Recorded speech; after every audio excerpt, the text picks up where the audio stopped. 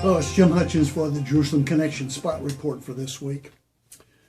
Some time ago, when during one of my stays in Israel, I attended a conference for Christian leaders that was hosted by Yad Vashem. That's the Holocaust Memorial in Jerusalem. And as you might expect, the whole issue of anti-Semitism was dealt with extensively. At the conclusion of one of the classes, I asked the instructor. I thought I knew the question, but I wanted the answer, but I wanted to hear from him. I said, "Do you think there's such thing as Jewish anti-Semitism?" Without question, absolutely, he said, absolutely.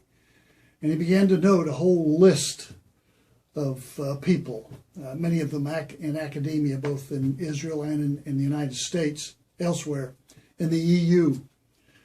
Of course, the Muslims are at the top of that list. They have a visceral hatred that's in their DNA, a visceral hatred for Jews and for Israel.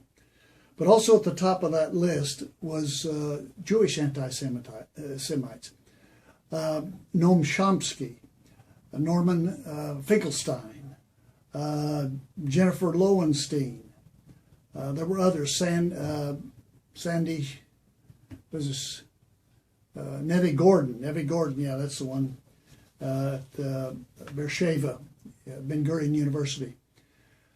But lower down the list, there were those who, through humanitarian reasons, supposedly, or diplomatic reasons, were hostile toward Israel. And as I thought about that, I thought of the one that the Obama administration, through Secretary of State John Kerry, has appointed the special envoy to the Israel-Palestinian negotiations, Martin Indyk. And he was the American ambassador to Israel during the Clinton administration. He's the one that's often credited, if you will, for pushing and promoting, adopting the Oslo Accords, which have proven to be a diplomatic, devastating failure of the land for peace notion. It will continue to be. But he's also the one who has the dubious distinction of bringing Yasser Arafat out of mothballs and promoting and supporting him as a Palestinian leader. Yasser Arafat, the mother of all serial killers, mass murderers. So he's one I think we should watch very carefully as to what he will do in these negotiations. There are those who think, and I'm among them, that we should pray for him, certainly. Let's pray for him. But I'm inclined to pray the way Hosea prayed for his wayward wife. He prayed for her by saying, block her path with thorn bushes, wall her in so she cannot find her way. I'm inclined to pray that way for Martin Indyk as he heads these negotiations.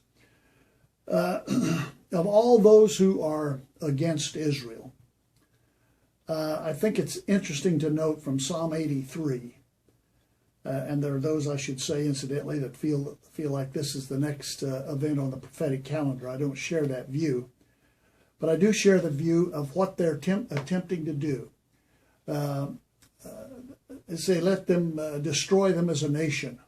Let the name of Israel be no more, Psalm 83. And then something very interesting is said. It says, with one mind they come together against Israel. They form an alliance against you, against God. So this coming against Israel is really an alliance against God. They're inseparably linked together. And then the closing verse of the chapter, Psalm 83 says, cover your faces. He's praying. Asaph is praying in this prayer. He prays, cover their faces with shame, O Yahweh, so that men will seek your name, O Yahweh. May they ever be ashamed. May they be dismayed. May they perish in disgrace. Let them know that you, whose name is Yahweh, that you alone are the most high over all the earth. Now that has never been. It will be from the setting of the sun to its rise in the east. The name of Yahweh will be exalted, lifted up, praised by all mankind, even those who are opposed. That day is yet to come, but it will come. But in the meantime, we need to watch out for the Martin Index, the wolves in sheep's clothing. Till next week, Od ki yavo Shiloh, or until Messiah comes, Yivarecha Yahweh. God bless.